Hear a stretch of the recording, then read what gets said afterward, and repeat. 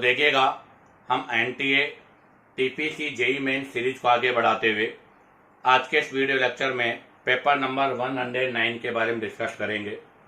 आप वीडियो को लास्ट तक जरूर देखें बेटा, क्योंकि मैं हर क्वेश्चन को उसके कॉन्सेप्ट के साथ एक्सप्लेन करूंगा।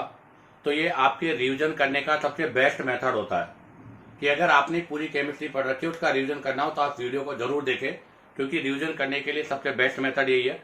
और एक क्वेश्चन को सोल्व करने के लिए हमें क्या क्या पॉइंट लर्न होने चाहिए उसके बारे में भी मैं एक्सप्लेन करूंगा। तो देखिएगा, इसका सबसे फर्स्ट जो क्वेश्चन है वो है क्वेश्चन नंबर 9। CH3CH2OH P+I2 अर्थात एल्कोहल गिवन है। तो हमें पता है बेटा कि एल्कोहल जो होता है वो आपके पास यहाँ से फास्फोरस प्लस H2 के साथ NSR रिएक्शन करेगा। कौन सा रिएक्शन करेगा? NSR, और NSR के वाया यहाँ पर RH एल्किल हैलाइड बनेगा। अब मैं एक बात क्लियर करूं कि अल्कोहल बेटा पुअर लिविंग ग्रुप होता है, इसलिए इसको गुड लिविंग ग्रुप में कन्वर्ट करना होता है। और इसको गुड लिविंग ग्रुप में कन्वर्ट करने के लिए या तो चाहिए लुईस एसिड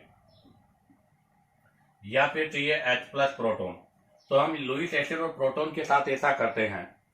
अब अल्कोहल में NSR में आपने P+I2 लिया है। जनरली अल्कोहल में हम यहाँ पर PCl3 और PCl5 को यूज करते हैं। हम यहाँ पर PI3 और PI5 डायरेक्ट नहीं ले सकते, क्योंकि ये अनस्टेबल होते हैं। और ये अनस्टेबल होने की वजह से इनको जब हमें यूज करना हो उसी टाइम पे फास्फोरस प्लस I2 का रिएक्शन कराते हैं, तो ये PI3 में कन्वर्ट हो जाता है, जिसके वाया हैलाइड का फॉर्मेशन हो जाता है। तो ये सारा पोर्शन है NSR का। अब हमारे पास सबसे पहला जो A बनेगा वो बनेगा CH3CH2I एल्किल आयोडाइड, जो कि NSR का पार्ट है। अब ईथर प्लस मैग्नीशियम, इस पर रिएक्शन करेंगे हम मैग्नीशियम मेटल का और हैलाइड मेटल के साथ। हैलाइड जो होते हैं वो डिफरेंट मेटल के साथ रिएक्शन करते हैं। जिंक के साथ करेंगे फ्रैंकलिन रिएजेंट बनेगा, सोडियम के साथ करेंगे ऊर्जा रिएक्शन होगा, और अगर मैग्नीशियम के साथ करेंगे तो यहां से हमारे पास ग्रिग्नार रिएजेंट अर्थात ग्रिग्नार रिएजेंट बनेगा। तो बी बन गया ग्रिग्नार रिएजेंट। अब नेक्स्ट है कि जो बी बन रहा है उस पर फॉर्मेल्डिहाइड का रिएक्शन। आपको पता है कि ये कार्बोनिल कंपाउंड है, और कार्बोनिल कंपाउंड पे RMGX का जो रिएक्शन करते हैं वो NAR न्यूक्लियोफिलिक एडिशन रिएक्शन का पार्ट है। ये पाई बॉन्ड यहाँ शिफ्ट होगा, इस पर पार्शियली पॉजिटिव, इस पर पार्शियली नेगेटिव, या नेगेटिव या पॉजिटिव होता है। नेगेटिव पॉजिटिव पर पॉजिटिव नेगेटिव पे आएगा। तो यहाँ से हमारे पास CrOMgX ये बनता है। और जब इसका हम हाइड्रोलाइसिस करते हैं बेटा, तो इसका हाइड्रोलाइसिस से ग्रुप रिमूव हो जाता है, और यहाँ पर हमारे पास अल्कोहल प्रोडक्ट का फॉर्मेशन होता है। और हमें पता है कि कार्बोनिल कंपाउंड में अगर हम फॉर्मेल्डिहाइड लेते हैं या अदर एल्डिहाइड लेंगे या फिर हम कीटोन लेंगे, तो हमें पता है फॉर्मेल्डिहाइड के केस में बेटा 1 डिग्री अल्कोहल बनता है, अदर एल्डिहाइड के केस में 2 डिग्री, और कीटोन के केस में 3 डिग्री अल्कोहल का फॉर्मेशन होता है। यहाँ पर हमने फॉर्मेल्डिहाइड लिया है, तो ये तो क्लियर हो गया कि अगर फॉर्मेल्डिहाइड लिया है तो आपका जो प्रोडक्ट है वो 1 डिग्री बनेगा। और इस पर रिएक्शन कराना है हमें CH3CH2MgI का।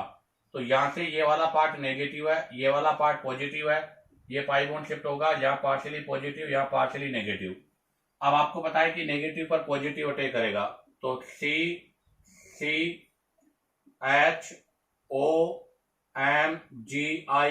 और यहाँ पर लगेगा CH2 और CH3। ये बन गया आपके पास C प्रोडक्ट।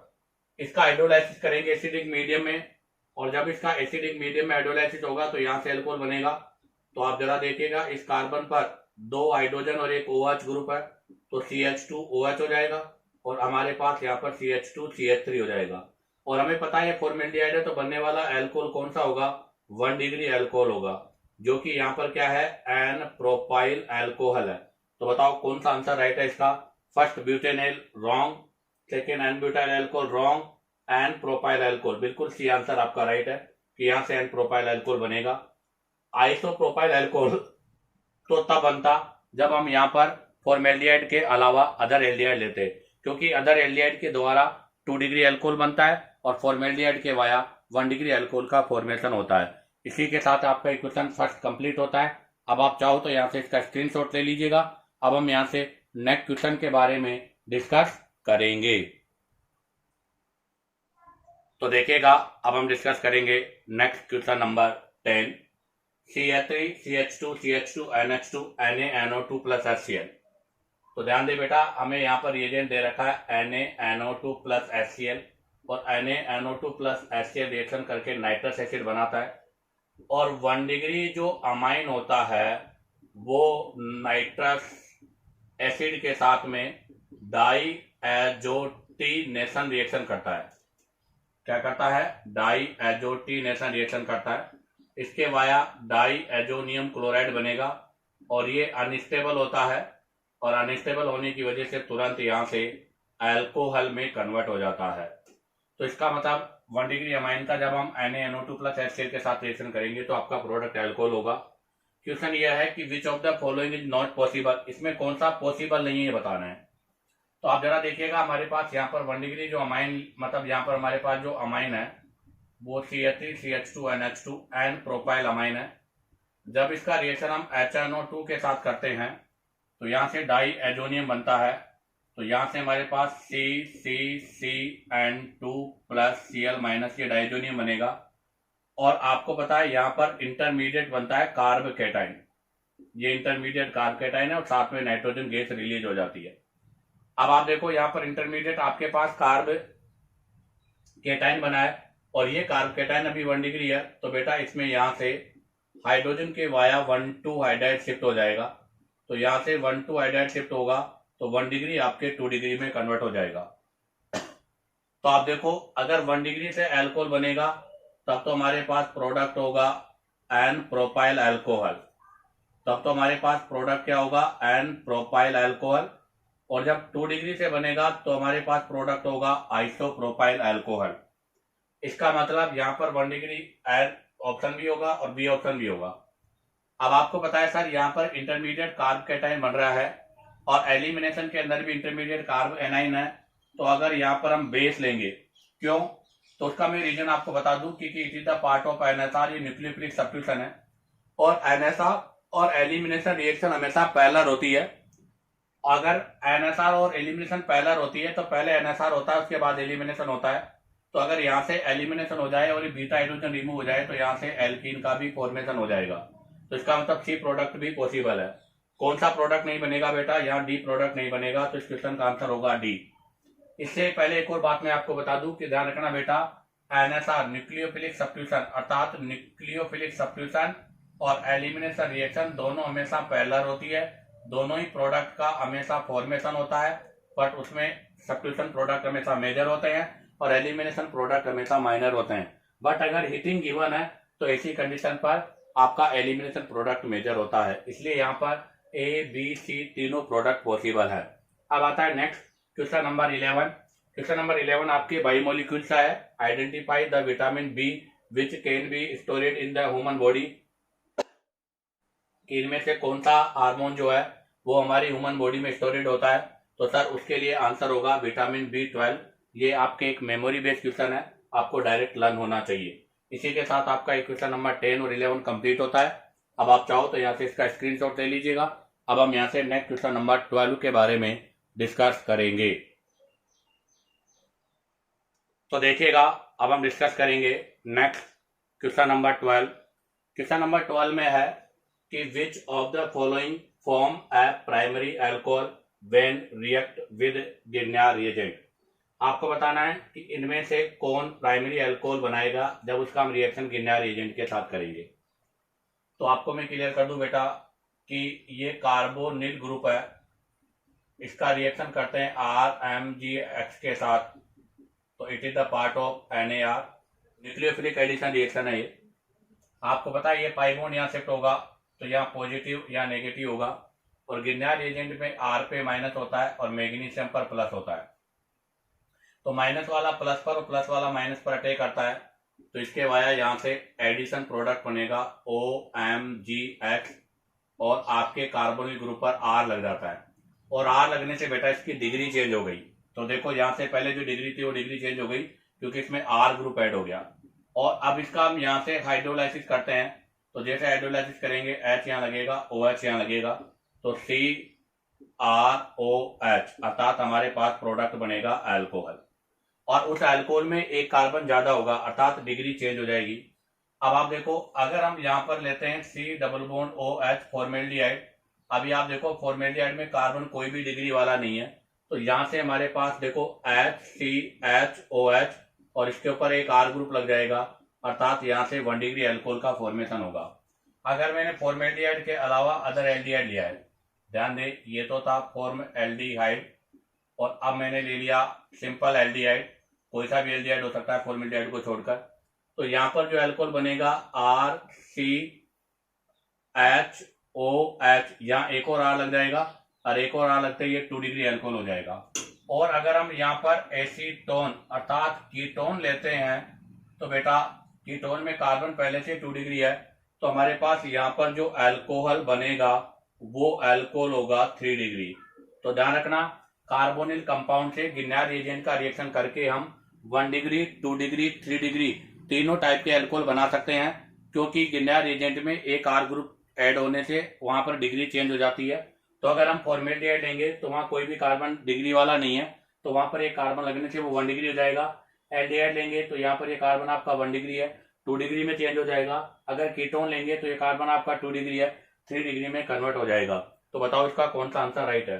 तो फर्स्ट आंसर एल्डिहाइड। अगर एसिड एल्डिहाइड लेंगे तो बेटा यहाँ से तो 2 डिग्री अल्कोहल बनेगा, तो फर्स्ट ऑप्शन आपका रॉन्ग है। फॉर्मेल्डिहाइड बिल्कुल राइट है, क्योंकि फॉर्मेल्डिहाइड से 1 डिग्री अल्कोहल बनता है। अगर एसीटोन लेंगे तो रॉन्ग, क्योंकि एसीटोन से 3 डिग्री अल्कोहल बनता है और कार्बोक्सिलिक एसिड के वाया अल्कोहल का फॉर्मेशन नहीं होता। अब हम डिस्कस करेंगे next question number 13। Which of the following will give E2 elimination product on RX with tertiary butyl alcohol? आपको बताना है कि इनमें से कौन सा टर्शरी ब्यूटाइल अल्कोहल के साथ में आपका E2 एलिमिनेशन शो करेगा। तो ध्यान दे, एल्किल हैलाइड है, और इस एल्किल हैलाइड पर हम CH3CH3CH3OH जो कि बेस की तरह काम कर रहा है, ये बेस है, यहां से रिएक्शन होगा बेटा, तो हैलाइड ग्रुप हटकर यहां से एल्कीन का फॉर्मेशन होता है। तो इसी को बोलते हैं बीटा एलिमिनेशन प्रोसेस, और बीटा एलिमिनेशन के वाया एल्कीन का फॉर्मेशन होगा। अब मैं आपको क्लियर कर दूं, किसने E2 मैकेनिज्म बोला है, तो चाहे E1 हो चाहे E2 हो, कैसे होता है रिएक्शन वो क्लियर करते हैं। RCCX, जिस कार्बन पर X होता है उसको अल्फा, उसके नेक्स्ट कार्बन को हम बीटा बोलते हैं। यहां से H और X दोनों रिमूव होंगे, और H और X के रिमूव होने से RC double bond C alkene का फॉर्मेशन होगा। तो इसका मतलब कंडीशन क्या हो गई? तो इसका मतलब कंडीशन ये हो गई कि at least 1 beta hydrogen must be present, अर्थात कम से कम एक बीटा हाइड्रोजन का होना कंपलसरी है। तो A2 एलिमिनेशन के लिए अगर एक बीटा हाइड्रोजन होगा तो ही E2 एलिमिनेशन होगा, अदरवाइज E2 एलिमिनेशन नहीं होगा। दूसरा अगर हम बात करें तो A2 एलिमिनेशन बेटा जो होता है वो एंटी पेरी प्लेनर होता है, अर्थात आपके दोनों लिविंग ग्रुप जो है वो एंटी पोजीशन पर होने चाहिए, अर्थात both leaving group on anti position. अगर दोनों लिविंग ग्रुप आपके एंटी पोजीशन में होंगे तो ही E2 एलिमिनेशन होगा। तो आप देखिएगा इसके अंदर यहाँ पर किसके अंदर एलिमिनेशन पॉसिबल है, तो उसके लिए हम फर्स्ट ऑप्शन देखते हैं। तो जरा देखिएगा फर्स्ट ऑप्शन में ClCH2, ये कार्बन अल्फा है, यहाँ बीटा कार्बन पर हाइड्रोजन नहीं होगा, और वो हाइड्रोजन sp2 का पार्ट है। और आपको पता है बीटा जो हाइड्रोजन है वो आपका sp2 नहीं sp3 का पार्ट होना चाहिए, इसलिए फर्स्ट में नो बीटा हाइड्रोजन, और आपको पता है अगर नो बीटा हाइड्रोजन तो नो एलिमिनेशन। सेकंड में भी कोई बीटा हाइड्रोजन नहीं है बेटा, तो सेकंड भी इसका आंसर रॉन्ग है। थर्ड में आप देखिएगा ये अल्फा है और ये बीटा है, बीटा पर नो बीटा हाइड्रोजन, तो यहाँ पर भी पॉसिबल नहीं है। बट आप देखिएगा डी ऑप्शन जो है, तो डी ऑप्शन में ये आपका CH3Cl है, तो ये CH3Cl जिस पर लगा वो अल्फा, और उसका नेक्स्ट कार्बन बीटा है, और बीटा पर यहाँ पर हाइड्रोजन है, तो बेटा यहाँ से एलिमिनेशन पॉसिबल है। कैसे होगा इसको मैं जरा ऊपर एक्सप्लेन कर देता हूँ। आपके पास CH2, इस पर क्लोरीन है, इस पर हाइड्रोजन है, ये अल्फा है और ये बीटा है, यहाँ से एंटी पोजीशन पे लगाता हूं मैं इसको, तो यहाँ पर हाइड्रोजन ऊपर लगा देता हूं और क्लोरीन नीचे, ये बीटा है। तो कैसे होगा रिएक्शन? सबसे पहले क्लोरीन हटेगा, ये बॉन्ड यहाँ शिफ्ट होगा और हाइड्रोजन यहाँ से रिमूव हो जाएगा, और इसके via CH2 double bond CH2 ethene का फॉर्मेशन हो जाएगा। तो इसका मतलब इस क्वेश्चन का आंसर क्या होगा बेटा? डी। तो इस प्रकार से क्वेश्चन नंबर 12 का आंसर होगा बी, क्योंकि फॉर्मेलिटी से 1 डिग्री अल्कोहल बनता है और क्वेश्चन नंबर 13 का आंसर होगा डी, क्योंकि E2 एलिमिनेशन हो चाहे E1, ये तभी पॉसिबल है जब आपके पास एटलीस्ट 1 अल्फा हाइड्रोजन होगा। इसी के साथ आपके क्वेश्चन कंप्लीट होते हैं। अब आप चाहो तो यहाँ से इसका स्क्रीनशॉट ले लीजिएगा। अब हम यहाँ से नेक्स्ट क्वेश्चन के बारे में डिस्कस करेंगे। तो देखिएगा, अब हम डिस्कस करेंगे next question. Next question number 14, choose the correct optical active isomers of C6H12O। C6H12O, तो आप जरा देखिएगा, C6H12O CnH2nO को फॉलो कर रहा है, अर्थात ये एक आपका कार्बोनिल कंपाउंड या तो एल्डिहाइड होगा या फिर कीटोन होगा। That give a positive Tollens test. ध्यान रखना बेटा, पॉजिटिव टेस्ट देता है टोलेंट, अर्थात यहाँ पर टोलेंट टेस्ट होता है। और आपको पता है Tollens test is the differential aldehyde, तो इसका मतलब ये एल्डिहाइड है, कीटोन नहीं है। तो यहां से आपका बी ऑप्शन तो रॉन्ग हो गया, क्योंकि बी तो कीटोन है। And do not racemise in base, आपको बताना है जो रेसेमाइज नहीं होता हो। तो मैं एक बात आपको क्लियर कर दूं, CH C double bond OH ये एल्डिहाइड है, इसके रेस्पेक्ट में अल्फा कार्बन है, और अल्फा कार्बन पे लगा हुआ हाइड्रोजन अल्फा, ये रेसेमाइज का पार्ट होता है बेटा। तो ध्यान रखना, take part in racemise. Alpha hydrogen जो है वो रेसेमाइज में पार्ट होता है, कब? अगर ये ऑप्टिकली एक्टिव है तो। ऑप्टिकली एक्टिव, तो अगर ये आपका ऑप्टिकली एक्टिव हाइड्रोजन है तो वो रेसेमाइज का पार्ट होगा। कहने का मतलब यह है कि अल्फा हाइड्रोजन कंटेन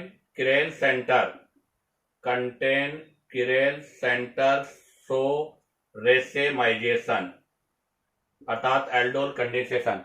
तो ध्यान रखना, अल्फा कार्बन अगर ऑप्टिकली एक्टिव अर्थात किरेल सेंटर है तो ऐसी कंडीशन पर वो रेसेमाइजेशन शो करेगा। तो आप देखिएगा फर्स्ट ऑप्शन में ये एल्डिहाइड है, इसके रेस्पेक्ट में अल्फा कार्बन है और अल्फा कार्बन आपका किरेल है, तो इसका मतलब यहाँ पर तो बेटा रेसेमाइजेशन प्रोसेस होगा, इसलिए फर्स्ट ऑप्शन भी रॉन्ग है। थर्ड ऑप्शन में देखिएगा, ये अल्फा कार्बन है, ये बीटा है और बीटा कार्बन किरेल है, और बीटा कार्बन किरेल है, तो इसका मतलब यहाँ रेसेमाइजेशन नहीं होगा। डी ऑप्शन में देखिएगा, ये एल्डिहाइड है, इसके रेस्पेक्ट में अल्फा है और ये किरेल है, और अल्फा किरेल वाला जो होता है वो रेसेमाइजेशन शो नहीं करता। तो बताइएगा क्वेश्चन 14 का आंसर क्या होगा बेटा? सी। अब आप चाहो तो यहाँ से इसका स्क्रीनशॉट ले लीजिएगा। अब हम यहाँ से नेक्स्ट क्वेश्चन के बारे में डिस्कस करेंगे। तो देखिएगा, अब हम डिस्कस करेंगे next question number 15, what is the correct decreasing order for the acidic strength. आपको इनके अंदर एसिडिक स्ट्रेंथ का करेक्ट ऑर्डर बताना है। तो इससे पहले मैं आपको क्लियर कर दूं कि acidic strength is directly proportional to -m, -i, +m और +i, अर्थात सबसे ज्यादा -m वाला, फिर -i, उसके बाद +i, उसके बाद +m होता है। अर्थात हम ऐसे भी कह सकते हैं स्टेबिलिटी ऑफ कॉन्जुगेटेड बेस जितना ज्यादा होगा उसका एसिडिक स्ट्रेंथ उतना ही ज्यादा होगा। अर्थात हमें यहाँ पर इलेक्ट्रॉन विड्रॉल ग्रुप चेक करना है। आप देखिएगा हमारे पास यहाँ पर जो ग्रुप दे रखे हैं वो एक तो दे रखा है NO2, एक दे रखा है CN, एक दे रखा है F और एक दे रखा है Cl।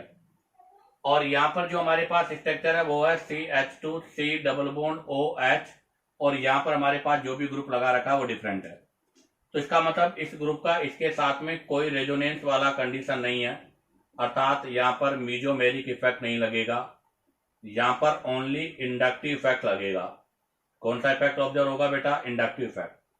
अगर इंडक्टिव इफेक्ट होगा तो हम यहाँ से इनका इफेक्ट चेक करते हैं। तो हमें पता है NO2, साइनाइड, फ्लोरीन, क्लोरीन, इन सभी का -i इफेक्ट है, और -i इफेक्ट है तो इसका मतलब सभी फेवर में है, और फेवर का मतलब है वो आपका -i मोर होना चाहिए, क्योंकि जितना ज्यादा -i होगा एसिडिक स्ट्रेंथ उतना ही ज्यादा होगा। तो अगर मैं इनके -i के ऑर्डर की बात करूं तो NO2 का सबसे ज्यादा, फिर साइनाइड का, फिर फ्लोरीन का, फिर क्लोरीन का। तो इसका मतलब जिसमें NO2 ग्रुप लगा हुआ है वहां पर हाईली स्टेबल कॉन्जुगेटेड बेस होगा, तो उसका एसिडिक स्ट्रेंथ भी मोर होगा। तो बताइएगा इसमें करेक्ट आंसर कौन सा होगा? NO2, Cl, F और Cl। तो आप देखिएगा फर्स्ट में NO2, फ्लोरीन और साइनाइड, तो बेटा फ्लोरीन का -i साइनाइड से लेस होता है, इसलिए फर्स्ट आंसर रॉन्ग है। सेकंड आंसर आपका राइट हो गया, NO2 -i, cyanide -i, fluorine -i, chlorine -i, और इसमें -i का ऑर्डर यही है जो हमें लिखा है, इसलिए इस क्वेश्चन का आंसर बी होगा। अब आ जाएगा क्वेश्चन नंबर 21, ये आपके इंटीजर का क्वेश्चन है कि the percentage of P character of the hybrid orbital in methane. आपको मीथेन के अंदर पी परसेंटेज कैरेक्टर बताने। तो सबसे पहले तो आप देखिएगा मीथेन ये होता है और मीथेन के अंदर हाइब्रिडाइजेशन होता है बेटा sp3। तो टोटल ऑर्बिटल कितने होंगे, 1s है और 3p है, तो टोटल ऑर्बिटल है 4। तो 100 में हम 4 का डिवाइड करेंगे, कितना हो गया 25। अब आप देखो यहाँ पर p कितने हैं 3, तो 25 मल्टीप्लाई बाई 3 इक्वल टू 75%। तो बताओ मीथेन में p कैरेक्टर कितना होगा बेटा 75%। ये इंटीजर का क्वेश्चन था, इसलिए इन क्वेश्चंस में ऑप्शन नहीं मिलते और ऐसे क्वेश्चनों के नेगेटिव मार्क्स भी नहीं होते। इसी के साथ आपके क्वेश्चन कंप्लीट होते हैं। अब आप यहाँ से इनका स्क्रीनशॉट लीजिएगा। अब हम यहाँ से नेक्स्ट क्वेश्चन के बारे में डिस्कस करेंगे। तो देखिएगा अब हम डिस्कस करेंगे नेक्स्ट क्वेश्चन, क्वेश्चन नंबर 23 कि the reagent which can be use to distinguish acetophenone from benzophenone. अर्थात एसिटोफिनोन और बेंजोफिनोन का डिफरेंस करना है। तो ध्यान दे बेटा, एसिटोफिनोन तो ये होता है कीटोन और बेंजोफिनोन ये होता है, ये भी कीटोन है, अर्थात दोनों ही कीटोन है। इनका डिफरेंस हमें करना है। तो हमें यहाँ पर टेस्ट दे रखा है टोलेंस रिएजेंट, फाइलिंग सॉल्यूशन, बेनिडक्ट और आइडोफॉर्म टेस्ट। आपको पता है टोलेंट टेस्ट, फाइलिंग सॉल्यूशन, बेनिडक्ट ये तीनों केवल एल्डिहाइड देते हैं, कीटोन नहीं। तो इसका मतलब फर्स्ट ऑप्शन रॉन्ग है, सेकंड भी रॉन्ग है, थर्ड भी रॉन्ग है। फोर्थ आपका आइडोफॉर्म गिवन है। तो हमें पता है आइडोफॉर्म टेस्ट कौन देता है, तो आइडोफॉर्म टेस्ट देता है CH और CH3OH। एक तो 2 डिग्री एल्कोहल जिसमें बीटा पोजीशन पर मिथाइल हो, या फिर वो कार्बोनिल कंपाउंड जिसमें अल्फा पोजीशन पर मिथाइल हो, वही आपके आइडोफॉर्म टेस्ट देते हैं, जो कि I2 और NaOH की प्रेजेंस में रिएक्शन करने से आपका अल्फा वाला ग्रुप तो आइडोफॉर्म में कन्वर्ट हो जाता है और रिमेनिंग पार्ट एसिड में कन्वर्ट होता है। तो आप जरा देखिएगा, आपके एसिटोफिनोन है, इसके अंदर ये कार्बोनिल ग्रुप है, अल्फा पर मिथाइल है, अर्थात यहाँ पर आइडोफॉर्म टेस्ट होगा। जबकि सॉरी बेंजोफिनोन में यहाँ पीएच आएगा, मैंने स्ट्रक्चर गलत कर दिया। जबकि बेंजोफिनोन में अल्फा पोजीशन पर मिथाइल नहीं है।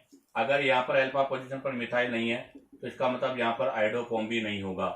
तो बताओ इन दोनों का डिफरेंस किससे किया जाएगा, आइडोफॉर्म टेस्ट से किया जाएगा। तो इस क्वेश्चन का आंसर होगा बेटा 1, केवल एक ही टेस्ट है जिसके द्वारा ऐसा पॉसिबल है। अब हम डिस्कस करेंगे next question number 25। By monochlorination of above compound the number of products structural isomers only. आपको केवल स्ट्रक्चरल आइसोमर्स पता करना है। Are forbid a number of X, जो कि नंबर ऑफ एक्स में है। आपको मैं क्लियर कर दूं बेटा कि ये हाइड्रोकार्बन है। इस हाइड्रोकार्बन पर जब हम H2 प्लस Hμ का रिएक्शन कराते हैं तो ये रिएक्शन आपका FrSr होता है, फ्री रेडिकल सब्स्टिट्यूशन, जिसके वाया एल्किल हैलाइड का फॉर्मेशन होता है। यहाँ पर कितने प्रोडक्ट का फॉर्मेशन होगा ये डिपेंड करता है टाइप ऑफ हाइड्रोजन पर। जितने टाइप के हाइड्रोजन होंगे उतने ही टाइप के बेटा क्या होंगे, आपके प्रोडक्ट होंगे, नंबर ऑफ प्रोडक्ट। तो अगर हमें यहाँ पर नंबर ऑफ प्रोडक्ट पता करना है तो उसके लिए टाइप ऑफ हाइड्रोजन पता करने पड़ेंगे। तो जितने टाइप के हाइड्रोजन होंगे वही हमारे पास नंबर ऑफ प्रोडक्ट होंगे, वही वैल्यू यहाँ पर एक्स है। अब आप देखिएगा यहाँ पर कितने टाइप के हाइड्रोजन है, तो यहाँ पर 1 2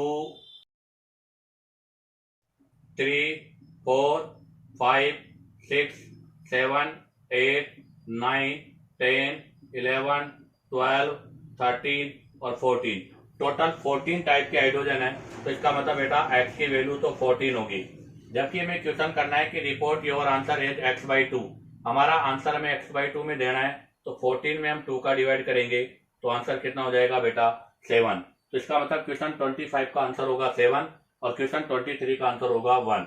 इसी के साथ आपका ये NTA TPC JEE mains organic chemistry paper solution 109 complete होता है। उम्मीद करता हूं कि आपको वीडियो पसंद आया होगा। अगर आपको वीडियो पसंद आया हो तो वीडियो को लाइक, सब्सक्राइब और शेयर करो, ताकि आपके पास नेक्स्ट जो पेपर है उनका सॉल्यूशन आपके पास पहुंचता रहे।